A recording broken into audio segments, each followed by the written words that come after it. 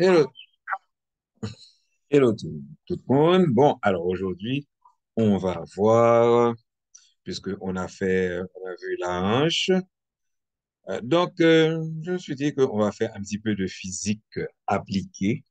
Ainsi, on va voir les mouvements du bassin des hanches qui nous permettent de faire ce qu'on appelle les fameuses gouillottes. Alors ici, nous avons une radiographie d'un bassin quand on regarde la forme ovalaire du du promontoire, on peut dire que à ce moment-là, c'est une femme que tu vois là, cette forme-là. Mais bien que pour ceux qui ont besoin d'être plus simples, on n'a qu'à regarder les tissus mous ici, et puis on voit que c'est une femme. Bon, passons. Et pour arriver justement à voir ces merveilleux mouvements, OK? Les régions concernées, ça va être justement la colonne vertébrale avec les articulations intervertébrales, en particulier la charnière lombo-sacrale et les articulations des hanches, c'est-à-dire entre les fémurs et les os coxaux. Alors, on va voir c'est quoi, rapidement, c'est quoi le mécanisme du mouvement, et puis on va voir les mouvements quand vous avez des segments qui vont être fixes et d'autres mobiles.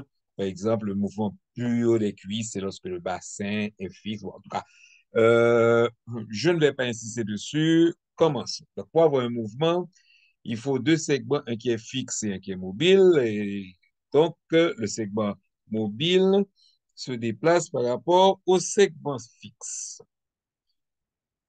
Donc, on va voir les mouvements comparés de la hanche, c'est-à-dire que d'un côté, on va voir le mouvement de la hanche lorsque le fémur est fixe et lorsque le bassin est fixe. Donc, au niveau de la hanche, c'est trois axes, trois mouvements, OK? Et ces mouvements-là, ils ont donc deux sens, un sens aller et un sens retour. Nous avons l'abduction, l'antéversion, la rétroversion, la rotation latérale et médiale. Donc, comme je vous l'avais dit, d'un côté, on va avoir le bassin fixe et d'un autre côté, on va avoir la cuisse fixe. OK? Donc, lorsque le bassin est fixe, comme on peut le constater, le bassin étant ici, lorsqu'il est fixe, c'est la cuisse qui se déplace et qui entraîne avec lui le genou et la cheville.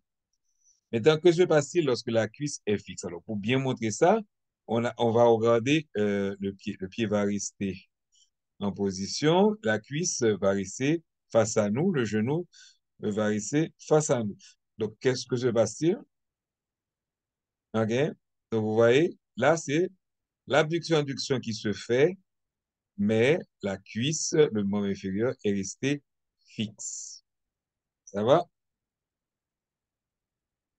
L'intéversion et la rétroversion, toujours suivant le même principe, le bassin étant fixe, et de l'autre côté, on va avoir la cuisse qui est fixe.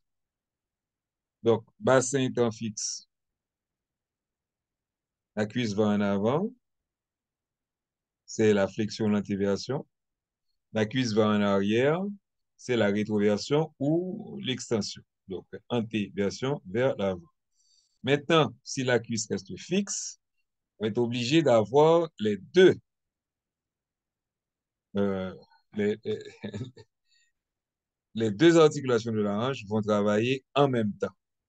OK? Et à ce moment-là, le bassin s'incline en avant.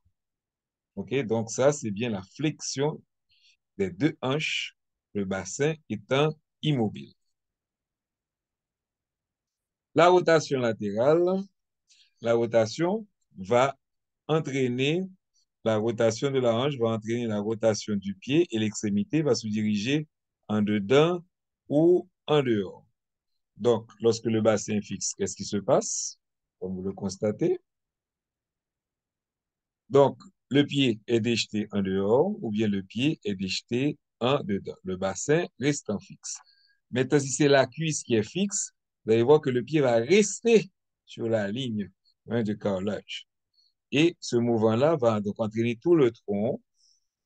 Ça, c'est la rotation OK, de la hanche lorsque le fémur est fixe. On continue. Maintenant, on va voir les mouvements du tronc.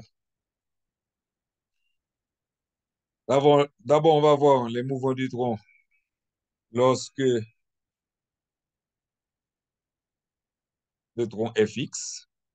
Et c'est donc le bassin qui va bouger. Et pour ceci, il faut plier un petit peu les genoux pour pouvoir mieux le faire. Donc, plus les genoux sont pliés et plus c'est facile de faire ce mouvement où c'est le tronc qui reste fixe. Tandis que lorsque le bassin est fixe, le mouvement est beaucoup plus aisé. Vous voyez? Là, le bassin est fixe. Alors, c'est vraiment le mouvement du tronc parce qu'on voit que la courbure qui est en arrière, OK, elle va changer. Là, nous avons une courbure, une concavité postérieure qui regarde en arrière. Et lorsque la personne fait les mouvements, que ce soit du côté du tronc fixe ou encore du côté du bassin fixe, vous voyez que la lordose lombaire va s'effacer et le dos va devenir plus ou moins rond. Alors, ces mouvements-là peuvent se faire avec le tronc en extension, mais ils peuvent se faire aussi avec le tronc en flexion à 90 degrés au niveau des hanches. Donc là, c'est le bassin qui est fixe. Vous voyez bien que la personne va perdre sa lordose, sa concavité postérieure et donner un dos rond, dos creux, dos rond. Et un petit peu plus compliqué, c'est lorsque le tronc est fixe. Les mouvements peuvent se faire aussi, mais c'est beaucoup plus difficile. Il faut s'entraîner. La rotation, même chose. Le bassin ne bougeant pas. Donc, vous avez la rotation ici qui se fait. Et de l'autre côté, le bassin, le tronc restant fixe. Donc, on s'attend à avoir des mouvements du bassin. Vous voyez, c'est pas vraiment un mouvement pur parce que pour le faire, dans ce cas-là, oui, on a dû avoir quand même au niveau des deux hanches un petit mouvement aussi de rotation. Ce mouvement se ferait mieux si la personne restait suspendue par les bras et à ce moment-là, on pourrait faire le mouvement pur avec le tronc fixe. C'est ce qui nous arrive lorsque nous voulons faire l'inclinaison. L'inclinaison, on ne peut pas le faire avec le tronc fixe parce que si les pieds restent au sol. Mais sinon, l'inclinaison, c'est bien. Donc là, ça se fait, c'est l'inclinaison sans participation des hanches.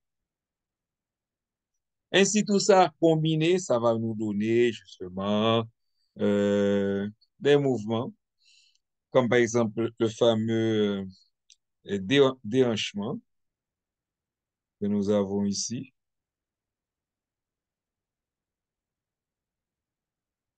Vous voyez, elle a exagéré le déhanchement. Ce sont les bascules du bassin au niveau frontal. Ça vous donne le fameux déhanchement. Et nous avons d'autres mouvements combinés qui mettent tellement d'articulation en jeu que je vous laisse le soin de vous essayer de deviner tous les mouvements qui se font, qui nous donnent justement comme cette charmante combinaison. Mais il me semblait, là où bien entraîné, vous faites des merveilles avec la colonne, le tronc et le bassin.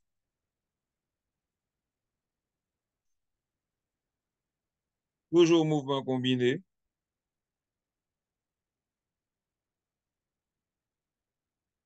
Donc, c'est nous poètes.